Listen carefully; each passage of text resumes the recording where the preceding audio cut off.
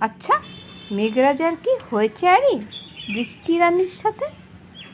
প্রায় দেখি ঘুরে বেড়ায় একলা আকাশ পথে। আগে কেমন আসতো তারা দুজনে একসাথে, নেচে গেয়ে মন ভোলাতো মাঠে ঘাটে পথে। কখনো কখনো নাম নিত না যাবার একেবারে। সবাই তখন বলতো, কবে যাবে নাজেহাল অত্যাচারে।